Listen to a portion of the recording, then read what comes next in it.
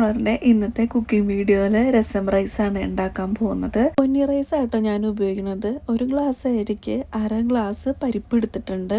രസക്കൂട്ടിന് വേണ്ടിയിട്ട് വെളുത്തുള്ളിയും കുരുമുളകും ജീരകവും ഉണക്കമുളകും കൂടി നമുക്ക് മിക്സിയിൽ അടിച്ചെടുക്കാം. വാളംപുളി ചൂടുവെള്ളത്തിൽ ഞാൻ സോക്ക് ചെയ്യാൻ വെച്ചിട്ടുണ്ട്.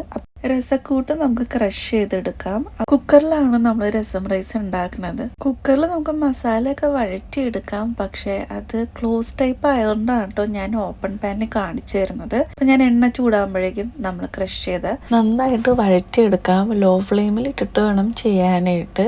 മസാലയൊക്കെ നന്നായിട്ട് മൂത്ത് വരണം കേട്ടോ. കറിവേപ്പില നമുക്ക് ചേർക്കാം. അപ്പൊ എനിക്ക് ഇല്ലാത്തതുകൊണ്ടാണ് കേട്ടോ കാണിച്ചു തരാത്തത്. അപ്പൊ ഞാൻ 1/2 സ്പൂണ് മഞ്ഞൾപ്പൊടിയും കൂടി ചേർക്കുന്നുണ്ട്. നന്നായിട്ട് മൂത്ത് കഴിയുമ്പോൾ നമുക്കിത് കുക്കറിലേക്ക് മാറ്റാം. കടുക് ആട്ടോ ആദ്യം താളിക്കേണ്ടത്, പക്ഷെ ഞാനത് വിട്ടുപോയി. അതുകൊണ്ട് ഞാൻ അതേ പാനിൽ തന്നെ എണ്ണ ചൂടാക്കി കടുക് താളിച്ചിട്ട് നമുക്ക് കുക്കറിലേക്ക് ഇട്ട് കൊടുക്കാം.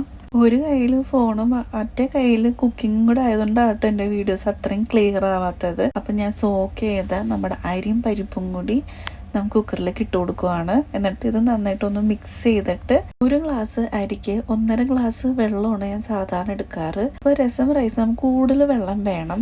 അപ്പം അതുകൊണ്ട് ഞാൻ 2.5 ഗ്ലാസ് വെള്ളം എടുത്തിട്ടുണ്ട്. 1/2 ടീസ്പൂണ് നെയ്യും കൂടെ ആഡ് ചെയ്തിട്ട് ആവശ്യത്തിന് ഉപ്പും കൂടി ഇട്ടിട്ട് നന്നായിട്ട് തിളയ്ക്കുക.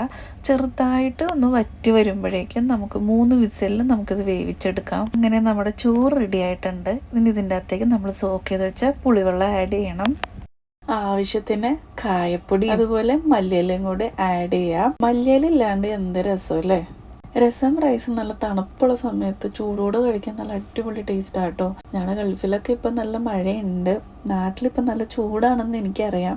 എൻ്റെ കൂടെ പ്രത്യേകിച്ച് കറികളൊന്നും വേണമെന്നില്ല. കാരണം ഒരു പപ്പടം കിട്ടിയാലും നല്ല സൂപ്പറാണ്. നമുക്ക് വൃത്തിയാണെങ്കിൽ നമുക്കിത് കഴിക്കാം കേട്ടോ. നല്ല അടിപൊളി ടേസ്റ്റ് ആണ്. എന്തായാലും ട്രൈ ചെയ്യുക. വളരെ സിമ്പിളാണ്. മറ്റൊരു വീഡിയോ ആയിട്ട് നമുക്ക് വീണ്ടും കാണാം.